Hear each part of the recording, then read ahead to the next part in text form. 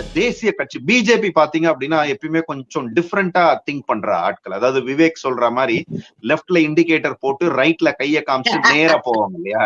So அந்த மாதிரிதான் வந்து பிஜேபி. நீங்க நிறைய பார்த்திருப்பீங்க. இப்ப அவங்க ஜெயிச்ச நிறைய மாநிலங்கள்ல இந்த பத்திரிகைக்காரங்க எல்லாம் வந்து ஒருத்தரை வந்து முதல்வரா சொல்லுவாங்க. யாருமே எதிர்பார்க்காத, யாருக்குமே தெரியாத ஒருத்தரை வந்து அவங்க முதல்வரா தேர்ந்தெடுப்பாங்க. சோ அந்த மாதிரி இப்ப வந்து தமிழ்நாட்டுல இந்த ஒரு ட்ரெண்ட செட் பண்ணிட்டாரு. தமிழ்நாட்டுல ஒரு களத்தை வந்து உருவாக்கிட்டாரு. சோ இது யார் வந்தாலும் இதை வந்து அடுத்த லெவலுக்கு எடுத்துட்டு போற அளவுக்கு களத்தை வந்து அவர் வந்து உருவாக்கி கொடுத்துட்டார். அதாவது எப்படின்னா, ஒரு பாலைவனமா இருக்கிற இடத்துல நீங்க வந்து அதை ஒரு பயிர் செய்யற நிலமா வச்சுட்டீங்க அப்படின்னா, ஒரு நல்ல விவசாயி வந்தா அப்படின்னா பயிர் செய்ய முடியும். சோ அந்த மாதிரியான ஒரு களத்தை வந்து தமிழ்நாட்டுக்கு ப்ரிப்பேர் பண்ணிட்டார். ஒருவேளை அங்க சென்ட்ரல்ல இருக்கக்கூடியவர்கள் அந்த தலைமை வந்து இவருக்கு அடுத்த லெவல்ல வேற எதையாவது ஒரு அசைன்மெண்ட் வந்து வச்சிருக்காங்க. அதாவது அந்த கட்சியில இருக்கக்கூடிய ஒருத்தர் சொல்றாரு, பொட்டு வைக்காதீங்க, கயிறு கட்டாதீங்கன்னு.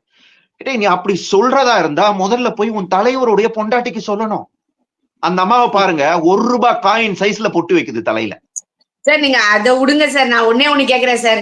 நீங்க சங்கி மாதிரி இருக்க வேண்டாம்ல? சங்கிக்கு உங்களுக்கு வித்தியாசம் வேணும்ல? சங்கி எல்லாம் வாயில சாப்பிடுறோம், நீங்க என்ன செய்வீங்க? There is the matter. Correct sir. நீங்க யோசிச்சு பாருங்க. நாங்கெல்லாம் வாயில சாப்பிடுறோம். நாங்கள் என்ன நம்ம வந்து கரெக்டான ஒரு விஷயத்த சொன்னா நீ சங்கி மங்கின்னு சொல்லு. நான் சங்கியா இருந்துட்டு போறோம், பிரச்சனை இல்ல. சங்கி எல்லாம் வாயில சாப்பிடுறோம். நீங்க எல்லாம் டிஃப்ரெண்ட், திராவிட மாடல், திராவிடம் பேசுறவங்க. நீங்க எதுல சாப்பிடுவீங்கன்னு கேட்டா நீங்க என்ன ஒரு கேவலமான விஷயத்தை இங்க நீங்க பேசிக்கிட்டு இருக்கிறீங்க. நீட்டு விஷயத்த மட்டும் பாத்தீங்க அப்படின்னா, நீட்டை வந்து கொண்டு வந்தது யாரு அப்படின்னா காங்கிரஸ். அந்த நேரத்துல அவங்களோட கூட்டணியில இருந்தது யாரு அப்படின்னா திமுக. முதல் நீட்டு நடந்தது காங்கிரஸ் உடைய ஆட்சியில. சோ கொண்டு வந்தது நீங்க, ஃபர்ஸ்ட் எக்ஸாம் நடத்தினது நீங்க. ஆனா இன்னைக்கு நாங்க வந்து அதை ஒழிக்கிறோம், அழிக்கிறோம்ன்றீங்க. 5 வருஷமா ஒண்ணுமே பண்ணல. இப்ப அனைத்து கட்சி கூட்டம் அப்படிங்கிறீங்க. மத்த மாநிலத்துல யாராவது இதை பண்றாங்க பாத்தீங்களா? மத்த மாநிலத்துல உண்மையிலேயே அவங்க வந்து அந்த குழந்தைங்க மேல அக்கறையுடைய அரசாங்கமா இருக்குது. அவங்களுக்கு எப்படி கோச்சிங் கொடுக்கணும், அவங்களை எப்படி படிக்க வைக்கணும், அப்படி பண்றாங்க. நீங்க என்ன பண்றீங்க? படிக்க வைக்கிறதுல குடிக்க வைக்கணும். எப்படி குடிக்க வைக்கலாம், எங்கெல்லாம் கடை திறக்கலாம், என்னென்ன பேர்ல எல்லாம் வந்து சரக்கு வெளியிடலாம், இததான் பாக்குறீங்க. அதாவது இந்த அரசாங்கம் பாத்தீங்க அப்படின்னா ஒரு 3 மாசத்துக்கு முன்னாடி இருந்தே இந்த மாதிரியான டிராமாக்கள் அப்படியே தொடங்க ஆரம்பிச்சுட்டாங்க. ஏன்னா எலெக்ஷன் வருது இல்லையா? மக்களை ஏமாத்தணும். தமிழ்நாட்டு மக்கள் வந்து இன்னைக்கு வரைக்கும் முட்டாள்களா தான் இருக்கிறாங்க. அதாவது நிறைய படிச்ச மாநிலம், நல்ல டேலண்டடா இருக்கிறவங்க, ஆனா முட்டாள்களா இருக்கிறாங்க அப்படிங்கறத நம்ம ஒத்துக்கணும்.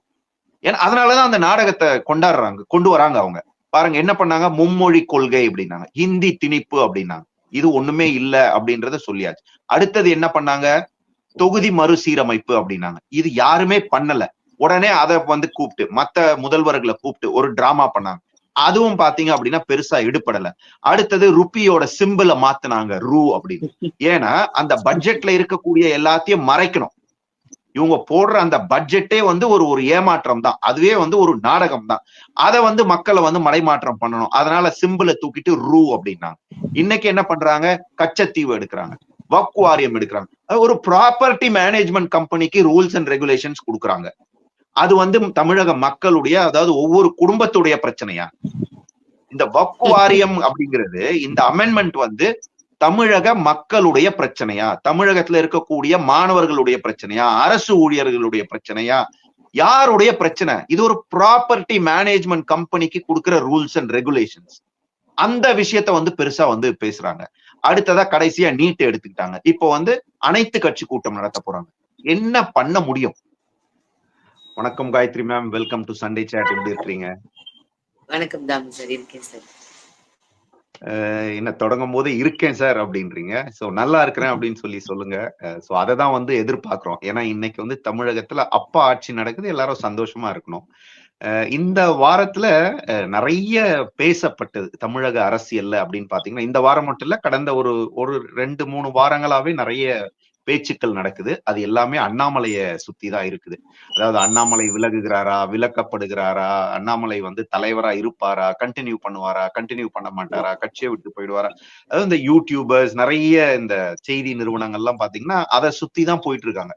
இதுல ஒரு சந்தோஷமான விஷயம் என்ன அப்படின்னா, ஒரு 3 வருஷம் 4 வருஷத்துக்குள்ள அந்த தமிழகமே ஒரு மனுஷனை சுத்தி வர்ற அளவுக்கு அவர் வந்து அந்த அரசியலை வந்து ஒரு பெரிய மாற்றம், ஒரு புரட்சியை வந்து கொண்டு வந்திருக்கிறார் அப்படின்னு சொல்லலாம். ஒரு பார்ட்டியில வந்து ஒரு மெம்பர்ஷிப் கார்டு வாங்குறாங்க அப்படின்னா இந்த மாதிரி ஒரு தலைவர் வந்ததுக்கு அப்புறம் வாங்கினாங்க. சோ நிறைய பேருக்கு பிஜேபியே தெரியாது அப்படின்ற இருந்த நிலைமையில கூட நம்ம தமிழ்நாட்டுல மட்டும் இல்ல, இந்தியா முழுக்க வெளிநாடுகள்ல இருக்கவங்க கூட ஒரு இன்ட்ரெஸ்ட் காமிச்சாங்க பாலிடிக்ஸ்ல. டேட்டாவோட பேசக்கூடிய ஆளு நிறைய பேர் டேட்டாவோ போய் செக் பண்ண ஆரம்பிச்சாங்க அப்படின்னா அண்ணாமலை வந்ததுக்கு அப்புறம் சார் டேட்டாவோட பேசுறது அப்படிங்கிறது இல்ல சார். எந்த ஒரு விஷயத்தையும் அத வந்து ப்ராப்பரா மக்களுக்கு எடுத்துட்டு போறது. ஏன்னா டேட்டா வந்து நீங்களும் சொல்லலாம், நானும் சொல்லலாம் இல்லைங்களா, 2 பேருமே டேட்டா சொல்லலாம். ஆனா ஒரு விஷயத்த மக்களுக்கு எப்படி சரியான விஷயமா அதை எடுத்துட்டு போய் அவங்களுக்கு புரியுற மாதிரி ரீச் பண்ண வைக்கணுமோ அத வந்து செஞ்சது அப்படிங்கிறது இந்த தமிழகத்துல இப்ப ரீசெண்டா இருக்கக்கூடிய பொலிட்டீஷியன்ல, யங் பொலிட்டீஷியன்ல அவர் வந்து ஒரு முக்கியமான நபராக நம்ம எல்லாருமே நம்ம பாக்குறோம். அதாவது தமிழகத்தில் தாமரை மலர்ந்தே தீரும் அப்படின்னு எல்லாரும் சொல்லும் பொழுது கூட அதை கிராமத்து வரைக்கும் எடுத்துட்டு போய் நடந்து இதுவரைக்கும் தமிழக வரலாற்றுல 234 தொகுதிக்கும் சென்ற ஒரு மாநில தலைவர் அப்படின்னு நீங்க வச்சுக்கோங்க. நீங்க வந்து அரசியல் அப்படிலாம் விட்டுட்டு கூட ஒரு மாநில தலைவராக 234 தொகுதிக்கும் போய் இன்னைக்கு ஒரு கிராமத்துல இருக்கிற ஒரு அம்மா, அதாவது நீங்க வந்து நான் 30 வருஷம் ஒரு சினிமா துறையில இருந்து இல்ல உங்களுக்கு பின்னாடி தாத்தா அப்பா அப்படியெல்லாம் இருந்து அரசியல்ல வந்து ஒரு தனிப்பட்ட மனுஷன் ஒரு விவசாய குடும்பத்துல இருந்து வந்து இன்னைக்கு ஒரு கிராமத்துல இருக்கிற அம்மாட்ட போய் அண்ணாமலை யாருன்னா ஒரு வயசான அம்மா சொல்லும் என் புள்ள மாதிரி, என் மாமா, எங்க அண்ணன், என் தம்பி, அந்த அளவுக்கு வந்து ஒரு குடும்பத்துக்குள்ள நுழைஞ்சிருக்கிறது அப்படிங்கிறது அண்ணாமலை சார் அப்படின்னா அது வந்து எந்த விதமான மாற்று கருத்துமே கிடையாது. இல்ல அது வந்து கரெக்டா சொன்னீங்க. ஒரு குடும்ப உறுப்பினர், ஏன்னா அவர் வந்து அந்த நடைப்பயணம் போனப்ப ஒரு சில பகுதிகளில் நானும் கலந்துகிட்டேன். அதாவது நிறைய பேர் வந்து தங்கள் வீட்டு பிள்ளை மாதிரி ஒரு நம்ம வீட்டுக்கு ஒரு அண்ணன் வராரு, இல்ல மாமா வராரு, ஒரு அப்பா வராரு, ஒரு பெரியப்பா வராரு, சித்தப்பா வராருன்னா எப்படி ஒரு பாசத்தோட போவாங்க, கட்டி பிடிச்சுக்குவாங்க, தொடுவாங்க. அந்த மாதிரி நிறைய நிகழ்வுகள் வந்து நடந்ததை நான் நேரடியா பார்த்தேன். சரி, இதெல்லாம் பண்ணார் அப்படின்னு சொல்லி அவர் நம்ம வந்து அரசியலை விட்டு விலக்கி வைக்க முடியாது. ஏன்னா அதாவது இந்த தேசிய கட்சி பிஜேபி பாத்தீங்க அப்படின்னா எப்பயுமே கொஞ்சம் டிஃப்ரெண்டா திங்க் பண்ற ஆட்கள். அதாவது விவேக் சொல்ற மாதிரி லெப்ட்ல இண்டிகேட்டர் போட்டு ரைட்ல கைய காமிச்சு நேரா போவாங்க இல்லையா. சோ அந்த மாதிரிதான் வந்து பிஜேபி. நீங்க நிறைய பார்த்திருப்பீங்க. இப்ப அவங்க ஜெயிச்ச நிறைய மாநிலங்கள்ல இந்த பத்திரிகைக்காரங்க எல்லாம் வந்து ஒருத்தரை வந்து முதல்வரா சொல்லுவாங்க. யாருமே எதிர்பார்க்காத, யாருக்குமே தெரியாத ஒருத்தரை வந்து அவங்க முதல்வரா தேர்ந்தெடுப்பாங்க. சோ அந்த மாதிரி இப்ப வந்து தமிழ்நாட்டுல இந்த ஒரு ட்ரெண்ட செட் பண்ணிட்டாரு. தமிழ்நாட்டுல ஒரு களத்தை வந்து உருவாக்கிட்டாரு. சோ இது யார் வந்தாலும் இதை வந்து அடுத்த லெவலுக்கு எடுத்துட்டு போற அளவுக்கு களத்தை வந்து அவர் வந்து உருவாக்கி கொடுத்துட்டார். அதாவது எப்படின்னா ஒரு பாலைவனமா இருக்கிற இடத்துல நீங்க வந்து அதை ஒரு பயிர் செய்யற நிலமா வச்சுட்டீங்க அப்படின்னா ஒரு நல்ல விவசாயி வந்தா அப்படின்னா பயிர் செய்ய முடியும். சோ அந்த மாதிரியான ஒரு களத்தை வந்து தமிழ்நாட்டுக்கு ப்ரிப்பேர் பண்ணிட்டார். ஒருவேளை அங்க சென்ட்ரல்ல இருக்கக்கூடியவர்கள் அந்த தலைமை வந்து இவருக்கு அடுத்த லெவல்ல வேற எதையாவது ஒரு அசைன்மெண்ட் வந்து வச்சிருக்கலாம். ஏன்னா நீங்க பாத்துருக்கல வந்து 39 எம்பிக்கள் தமிழ்நாட்டுல இருந்து போயிருக்கிறாங்க. என்ன பண்றாங்க? அதாவது அதை பார்க்கும் போதே நமக்கே ஒரு அசிங்கமா இருக்கு, ஒரு இரிட்டேட்டிங்கா இருக்குது. ஒவ்வொருத்தர் அது குறிப்பா இந்த தயாநிதி மாறன் எல்லாம் பேசும்போது பாத்தீங்க அப்படின்னா ஒரு ஆக்டிங், அதாவது ஒரு நேச்சுரலா அவங்க பேசக்கூடிய விஷயம் எதுவுமே பாத்தீங்க அப்படின்னா மக்கள் பிரச்சனையே கிடையாது. அதாவது இந்த வக் பில் பாத்தீங்கன்னா நாங்க வந்து அதிகாலையில பேசணும், இரவு நேரத்துல பேசணும். இங்க பேசுனீங்க, வாட் இஸ் த யூஸ்? இது வந்து இன்னைக்கு மக்களோட அன்றாட பிரச்சனையா? ஒவ்வொரு எம்பியும் உங்க தொகுதியில இருக்கக்கூடிய மக்களுடைய பிரச்சனையா? அதாவது இந்த வக்ஃப் வாரிய பில் அப்படின்றது இப்ப எப்படின்னா வந்து தமிழ்நாடு குடிசை வாரியம், தமிழ்நாடு வீட்டு வசதி வாரியம்னு இருக்குல்ல, அந்த மாதிரியான ஒரு வாரியம். இது வந்து ஒரு போர்டு. இதுக்கும் அந்த மதத்துக்கும் சம்பந்தமே இல்ல. இஸ்லாமுக்கும் இந்துக்கும் கிறிஸ்துவத்துக்கும் சம்பந்தமே இல்ல. ஒரு ப்ராப்பர்ட்டி மேனேஜ்மெண்ட் கம்பெனிக்கு ரூல்ஸ் அண்ட் ரெகுலேஷன்ஸ் கொடுக்குறாங்க. இப்ப வரைக்கும் அந்த ப்ராப்பர்ட்டி மேனேஜ்மெண்ட் கம்பெனி வக்ஃப் அப்படின்றது ஒரு என்ன சொல்றது, ஒரு அடியாள் கூட்டம் மாதிரிதான் நடந்துகிட்டு இருக்குது. அதுக்கு ஒரு ரூல்ஸ் அண்ட் ரெகுலேஷன் இருக்கணும் அப்படின்றதான் சொல்றாங்க. ஆனா தமிழக மக்களை எப்படி மடைமாற்றம் பண்றாங்க. சோ இவங்களுக்கு வந்து அந்த மாதிரியா அதிரடியா ஒரு பதில் சொல்லக்கூடிய ஒரு ஆளா அண்ணாமலை அங்க தேவைப்படலாம். அப்படி கூட தேசிய தலைமை வந்து யோசிக்கலாம். சோ ஏன்னா இப்ப அண்ணாமலை நீங்க வந்து சாதாரணமா வந்து எதையுமே பேசிட முடியாது. வக்ஃப்னா அவர் வந்து அதை பிரிச்சு போட்டு என்ன ஏது எதனால சார் பண்றாங்க இந்த அவரு பில்லை வந்து எப்பெல்லாம் எப்பட்ல இந்த 1954 இருந்து எடுக்கிறாரு சார். நீங்க அவரோட பிரஸ் மீட்ட பாத்தீங்கன்னா தெரியும், பாத்திருப்பீங்க நீங்களும். 1954 இருந்து 1994 இருந்து 2013 இருந்து, அதாவது ஒரு ஹிஸ்டரிய வந்து ஒரு பிரஸ் மீட்ல சொல்லக்கூடிய அளவுக்கு ஒரு பிரச்சனை அப்படின்னா நம்ம கோ டு த ரூட்னு நம்ம ஜேர்னலிசம்ல சொல்லுவோம். அப்படி ஒவ்வொரு எந்த ஒரு பிரச்சனையும் அவர்கிட்ட வந்து ஒரு கேள்வியை கேட்டா கூட he will answer from the root. எங்க இருந்து அது வந்ததுன்றதுல இருந்து அவர் பதில் சொல்லக்கூடிய அளவுக்கு இன்னைக்கு வேற யாரும் இங்க இருக்காங்களா அப்படிங்கறது நமக்கு பார்க்கணும் சார். இல்ல அதாவது இன்னைக்கு தமிழகத்துல திமுக அரசாங்கம் சொல்லக்கூடிய அந்த பொய்களை வந்து இம்மீடியட்டா அதை வந்து உடைக்கிறாரு, மக்களுக்கு வந்து விளக்க வைக்கிறார். சோ இது வந்து இந்தியா முழுக்க இந்த மாதிரியான செய்தி பரவணும், இந்தியா முழுக்க சொல்றதுக்கு ஒரு ஸ்ட்ராங்கான ஒரு ஆள் வேணும் அப்படிங்கிறத தேசிய தலைமை யோசிச்சிருக்கலாம். அதனால எது வேணாலும் நடக்கலாம். அண்ணாமலை வந்து அரசியலை விட்டு வெளியில போக போறது இல்லை. ஏன்னா அவர் வந்து ஒரு நல்ல பொறுப்புல இருந்தவர், அது ஒரு ஐபிஎஸ் அதிகாரியா அதையே கண்டினியூ பண்ணியிருந்தாரு அப்படின்னா அந்த துறையில டாப் லெவல்ல என்ன பதவியோ அதுக்கு வந்து அவர் போயிருக்கலாம். அவர் எப்பயுமே சொல்லுவார், பதவி அப்படிங்கிறது வந்து ஒரு வெங்காயம், எப்படி நீங்க உரிச்சு உரிச்சு உரிச்சு எடுத்தீங்கன்னா கடைசியில ஒண்ணும் இருக்காது. அந்த மாதிரிதான் ஒரு பதவிக்காகவோ அந்த பதவி சுகத்துக்காகவோ வந்து அரசியலுக்கு வந்த ஒருத்தர் இல்ல. சோ நிச்சயமா அந்த சிஸ்டம் சேஞ்ச் கொண்டு வரணும், மாற்றத்தை கொண்டு வரணும், அந்த வருங்கால இளைஞர்களுக்கு வந்து ஒரு நல்ல ஆப்பர்ச்சுனிட்டியை கிரியேட் பண்ணி கொடுக்கணும்னு சொல்லி வந்த ஒரு அரசியல்வாதி. சோ இப்ப அவருடைய அசைன்மெண்ட் வந்து இவ்வளவு நாள் என்ன பண்ணாரு, இதுக்கு அடுத்த லெவலுக்கு போவார். We don't know. ஏன்னா நாளைக்கு இதே பதவியை கண்டினியூ பண்ணாலும் பண்ணலாம். சோ இது எல்லாமே நம்ம தான் பேசுறோம். ஏன்னா அவரே சொல்லியிருக்காரு நான் இந்த ரேஸ்ல இல்ல அப்படின்னு.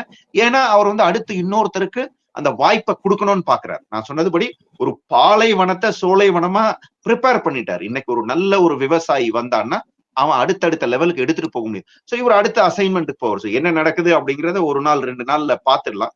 சோ நம்ம அந்த அந்த பில்ல பத்தி சொன்னோம். சோ அதோடைய டீடைலையும் கொஞ்சம் சொன்னா மக்களுக்கு வந்து விளக்கமா இருக்கும். ஏன்னா இன்னைக்கு வரைக்கும் திமுகவும் திமுக எம்பிக்களும் என்ன சொல்றாங்க, அந்த கூட்டணி கட்சிகள் இது வந்து ஏதோ ஒரு முஸ்லிம்களுக்கு எதிரான அந்த அந்த அந்த மதத்தை வந்து உள்ள கொண்டு வராங்க. மதத்துக்கும் இந்த பில்லுக்கும் ஒரு சம்பந்தமும் இல்லை அப்படிங்கறது மக்கள் புரிஞ்சுக்கணும். சரி, ரெண்டு விஷயம் நான் சொல்றேன் சார் இந்த வக்ஃப் பில்ல பத்தி. சின்னதா எளிமையா புரியக்கூடிய விதம் ஒண்ணு வந்து சட்டம், இந்த ரெண்டை மட்டும் சொல்றேன். வக்ஃப் வந்து 2013க்கு முன்னாடி வரைக்கும் கூட ஒரு நார்மலா எல்லா ட்ரஸ்டும் எப்படி இருந்ததோ அப்படிதான் சார் நார்மலா இருந்தது. முழுக்க முழுக்க இன்னைக்கு இருந்த மாறுபட்ட விஷயத்துக்கு காரணம் 2013ல காங்கிரஸ் போட்ட ஒரு சட்டம்.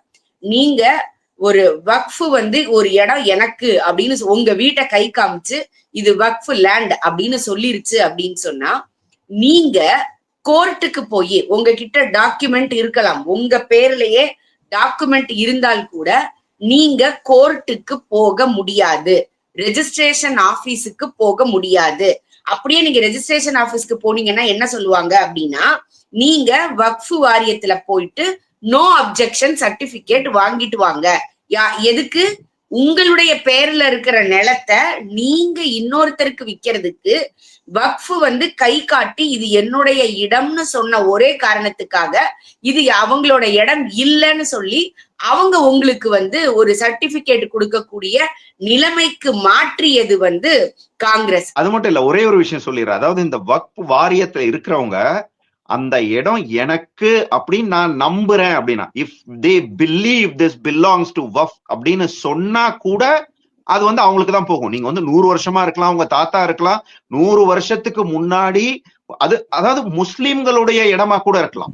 ஒரு இடம் ஒரு முஸ்லீம் கூட 3 ஜெனரேஷனா ஒரு இடத்துல இருக்கிறாங்க அப்படின்னா அவங்க வந்து வக்ஃப் வந்து உங்க தாத்தா 100 வருஷத்துக்கு முன்னாடி இது எங்களுக்கு கொடுக்கற மாதிரி யோசிச்சாரு, அதுதான் எங்களுக்கு தோணுது அப்படின்னு சொன்னா கூட வந்துரும். ஒரு முஸ்லிம் பேசுறாரு, இது வந்து ஹிந்து இஸ்லாம் பிரச்சனை இல்ல. இத நல்லா எல்லாரும் புரிஞ்சுக்க வேண்டியது என்ன, இது ஒரு சொத்து பிரச்சனை. இது யாருக்கு வேணா இருக்கலாம். இந்தியாவை பொறுத்த வரைக்கும் அல்டிமேட் அத்தாரிட்டி சுப்ரீம் கோர்ட். ஆனால் நீங்க இந்த வக்ஃப் வாரியத்துக்கு வர பிரச்சனைய எந்த கோர்ட்டுக்கும் எடுத்துட்டு போக முடியாது.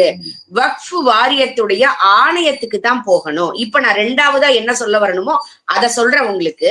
இங்க இருக்கக்கூடிய எல்லாருமே என்ன சொல்றாங்க, இது எப்படி வந்து தொழிலாளர்கள் சட்டம் வந்து இண்டஸ்ட்ரியல் ட்ரிபியூனலுக்கு போகுதோ அதே மாதிரிதான் இந்த வக்ஃப் ட்ரிபியூனல் அப்படிங்கிறது. ஆனால் இதுல நாம அந்த டிஃபரன்ஸை புரிஞ்சுக்கணும். நீங்க நேஷனல் ட்ரிபியூனலுக்கு போனால் கூட அங்க அவங்க கொடுத்த தீர்ப்பு உங்களுக்கு ஒத்து வரல அப்படின்னா then you can go to court. Finally you can go to court. ஆனால் அந்த அடிப்படை உரிமை ஒரு தனி மனிதனுக்கு இந்தியாவுல இந்த ஆணையம் கொடுக்கல. எந்த ஒரு தீர்ப்பா இருந்தாலும் நீங்க ஆணையத்தை தாண்டி கோர்ட்டுக்கு போக முடியாது. இதுதான் இவங்க சொல்ற அந்த தொழிலாளர்கள் ட்ரிபியூனலுக்கும் இந்த வக்ஃப் ட்ரிபியூனலுக்கும் உள்ள டிஃபரன்ஸ். அதை நல்லா புரிஞ்சுக்கணும். ஏன்னா இவங்க எல்லாருமே எப்படி அப்படின்னா எதை மறைக்கணுமோ அதை மறைச்சிட்டு எதை சொன்னா இமோஷனலா இன்டியூஸ் பண்ண முடியுமோ அதைத்தான் இங்க இருக்கக்கூடிய அரசியல்வாதிகள் தொடர்ந்து செஞ்சுக்கிட்டே இருக்கிறாங்க. ஒருத்தர் பேசும்போது அன்னைக்கு நான் பாக்குற அந்த 2 நாளைக்கு முன்னாடி ஒருத்தர் சொல்றாரு, இந்த அண்ணா சாலையில இருந்துங்க இந்த ஏர்போர்ட் வரைக்கும் உள்ள இடம் இருக்கு இல்லைங்களா, இதுவே வக்ஃபுக்கு சொந்தம் தாங்க அப்படிங்கிறாரு. மேடம் அத பேசினவர் ஒரு முஸ்லிம். அதை நீங்க ஒரு குறிப்பா சொல்லணும். அவர் ஒரு முஸ்லிம். அதாவது இந்த சட்ட திருத்தம் பாத்தீங்கன்னா நிறைய முஸ்லிம்களுக்கே ஹெல்ப் பண்ணுது. ஏன்னா எனக்கே தெரியும், எனக்கு தெரிஞ்ச என்னுடைய ரிலேட்டிவ் ஒருத்தர் ஒரு கடை வச்சிருக்காரு. அந்த வக்ஃபுக்கு சொந்தமான ஒரு கடை தான் அது. சோ அதுல பாத்தீங்க அப்படின்னா ஒரு 50 கடைகள் இருக்கு. ஒரு கடைக்கு பாத்தீங்கன்னா 25,000 ரூபாய் வாடகை இருக்கும். அதே இடத்துல ஒரு கடைக்கு பாத்தீங்கன்னா 2 லட்சம் ரூபாயும் வாடகை இருக்கும். சோ எப்படி ஏமாத்துறேன்? ஏன்னா இந்த 25,000 ரூபாய் கொடுக்கறவங்க அவருக்கு அந்த வாரியத்துல இருக்கிறவங்களுக்கு தனியா காசு கொடுக்குறாங்க. சோ இதனால பாதிக்கப்படுறது யாரு அப்படின்னு பாத்தீங்கன்னா நிறைய முஸ்லிம்கள். ஆக்சுவலா இந்த ப்ராப்பர்ட்டி எல்லாம் இவங்க ப்ராப்பரா மேனேஜ் பண்ணாங்கன்னு வச்சுங்களேன், இவங்களுக்கு எந்த அரசாங்கமும் ஒரு பைசா நிதி கொடுக்க தேவையில்லை முஸ்லிம்களுக்கு. இந்த மைனாரிட்டின்னு சொல்லி இவங்க கிட்ட ஓட்டுவாங்க, ஏமாத்துறாங்க இல்லையா, அது தேவையே இல்லை.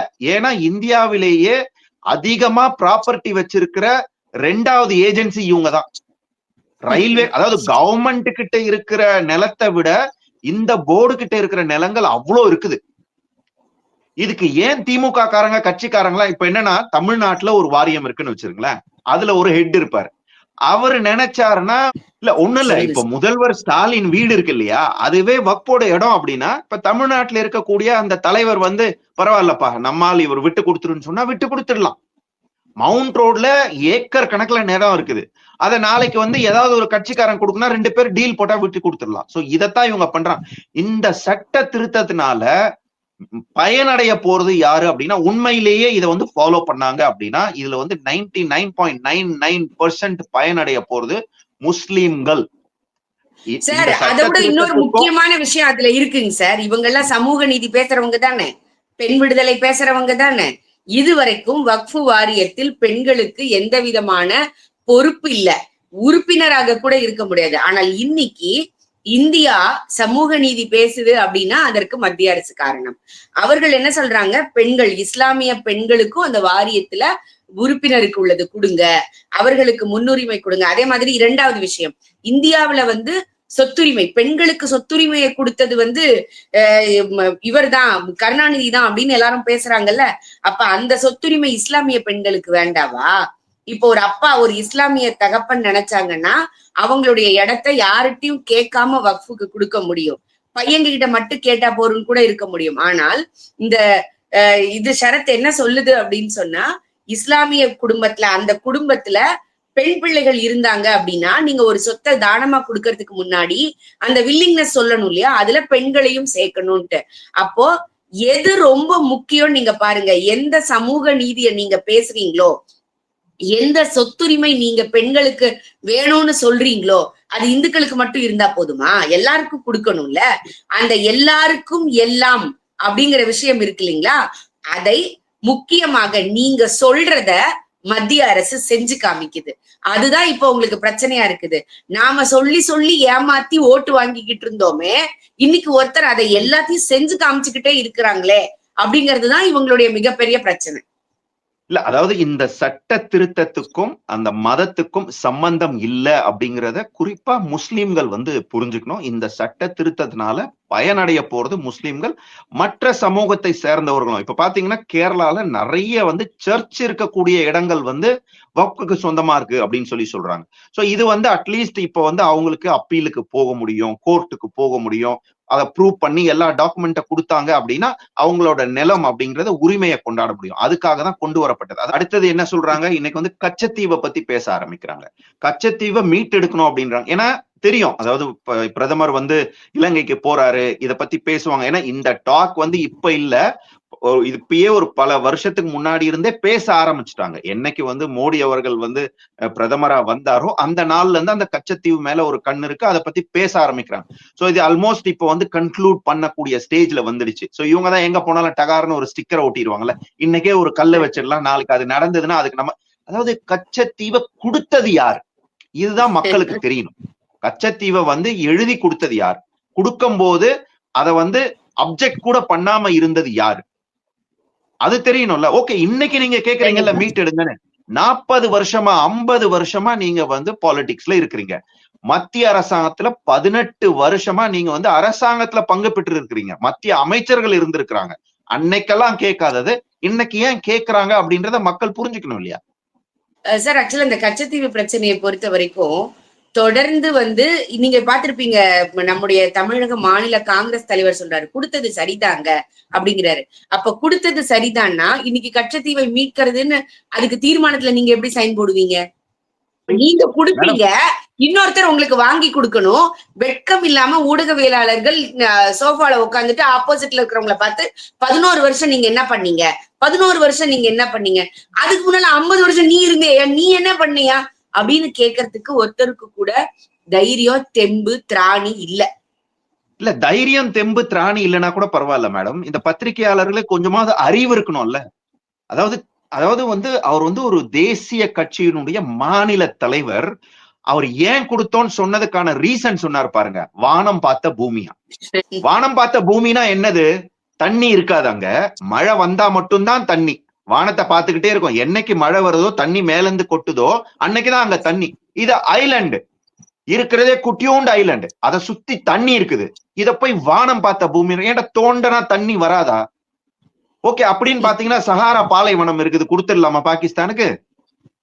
ஓகே, அவருடைய சொத்து யூஸ் பண்ணாம நிறைய சொத்து இருக்கும், கொடுத்துருவாங்களா மத்தவங்களுக்கு?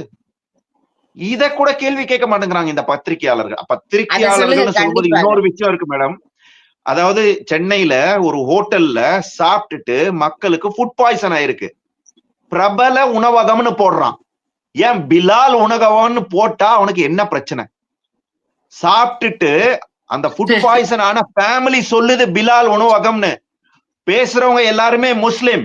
ஆனா பத்திரிகையாளர்கள் போடுறது என்ன போடுறான், பிரபல உணவகம்னு போடுறான்.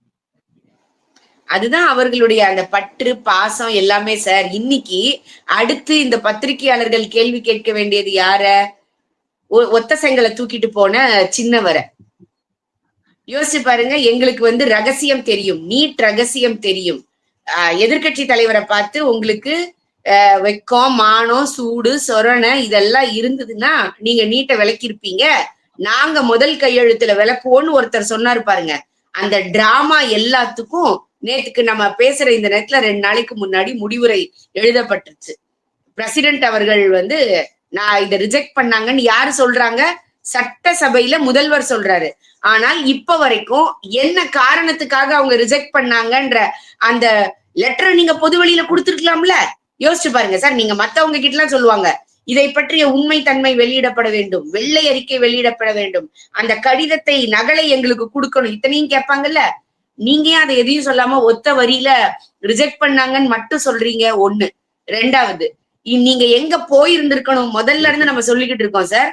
முதல்ல இருந்து சொல்லிக்கிட்டு இருக்கோம். அந்த நீட்டு எதிர்ப்பு போராளிகள் முதல் தடவை ஆரம்பிச்சதுல இருந்து நம்ம சொல்லிக்கிட்டு இருக்கோம், நீ போக வேண்டிய இடம் சுப்ரீம் கோர்ட். சுப்ரீம் கோர்ட்டோட டைரக்ஷன்ல நடக்குது, இங்க நீங்க எதுவுமே செய்ய முடியாது சொன்னோமா? நீங்க சொன்னீங்களா? கேட்டீங்களா? இல்ல. தொடர்ந்து டிராமா பண்ணிக்கிட்டே இருந்தீங்களே. நீங்க எப்படியாவது நீட்டை வந்து ஒழிச்சிருவீங்கன்றத நம்பி எத்தனை பிள்ளைங்க படிக்காம போயிருப்பாங்களோ. இன்னைக்கு இந்த நீங்க வந்த அந்த 4 வருஷ காலத்துல 20 பிள்ளைகள் தற்கொலை பண்ணிருக்கிறாங்கன்னு ஏடிஎம்கே உடைய எதிர்கட்சி தலைவர் சொல்றாரு, எடப்பாடி சொல்றாரு 20 பிள்ளைகள் தற்கொலை பண்ணிருக்கிறாங்கன்னு. அப்ப நீங்க இதுக்கு பொறுப்பேத்துப்பீங்களா? உங்களுடைய பொய்யான வாக்குறுதியை நம்பி அந்த பிள்ளைங்க படிக்காம போய் அதனால அந்த பிள்ளைகள் மன வருத்தத்துல போயிடுச்சுன்னு சொன்னா உங்களால ஒத்துக்க முடியுமா? அப்போ இங்க நீங்க செய்ய வேண்டியது என்ன?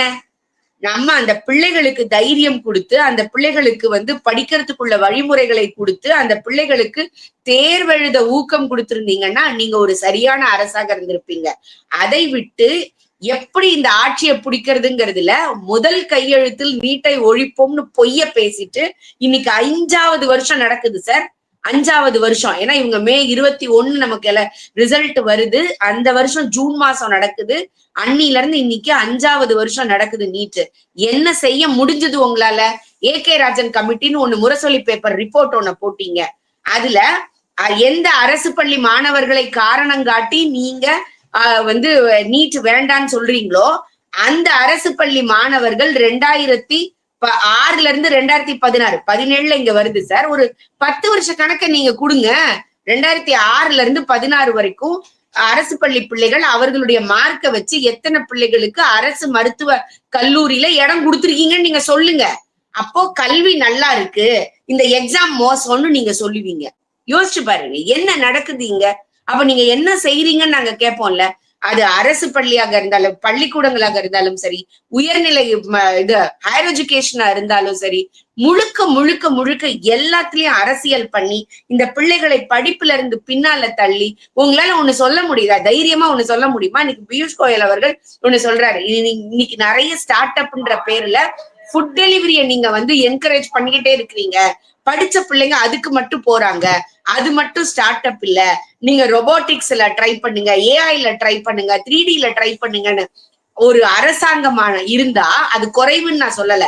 அந்தந்த படிப்புக்கு ஏத்த வேலைகளை அந்த பிள்ளைகளுக்கு கொடுக்கறதுக்கு என்ன செய்யணுமோ அதை ஒரு அரசு முன்னெடுக்காம முழுக்க முழுக்க எல்லாத்துலயும் அரசியல் பண்ணி உங்க குடும்பம் நல்லா இருந்தா போதும், மத்த யாரு எப்படி வேணா இருக்கலான்ற எண்ணம் இருக்குது அவர்களுக்குங்கிறத இந்த மக்கள் புரிஞ்சுக்கணும். இல்ல நீங்க கரெக்டா சொன்ன மாதிரி மக்கள் தான் புரிஞ்சுக்கணும். இந்த நீட் விஷயத்த மட்டும் பாத்தீங்க அப்படின்னா, நீட்டை கொண்டு வந்தது யாரு அப்படின்னா காங்கிரஸ். அந்த நேரத்துல அவங்களோட கூட்டணியில இருந்தது யாரு அப்படின்னா திமுக. முதல் நீட் நடந்தது காங்கிரஸ் உடைய ஆட்சியில. சோ கொண்டு வந்தது நீங்க, ஃபர்ஸ்ட் எக்ஸாம் நடத்தினது நீங்க. ஆனா இன்னைக்கு நாங்க அதை ஒழிக்கிறோம் அழிக்கிறோம்ன்றீங்க. 5 வருஷமா ஒண்ணுமே பண்ணல, இப்ப அனைத்து கட்சி கூட்டம் அப்படிங்கிறீங்க. மத்த மாநிலத்துல யாராவது இத பண்றாங்க பாத்தீங்களா? மத்த மாநிலத்துல உண்மையிலேயே அவங்க அந்த குழந்தைங்க மேல அக்கறையுடைய அரசாங்கமா இருக்குது. அவங்களுக்கு எப்படி கோச்சிங் கொடுக்கணும், அவங்களை எப்படி படிக்க வைக்கணும், அப்படி பண்றாங்க. நீங்க என்ன பண்றீங்க? படிக்க வைக்கிறதுல குடிக்க வைக்கணும்.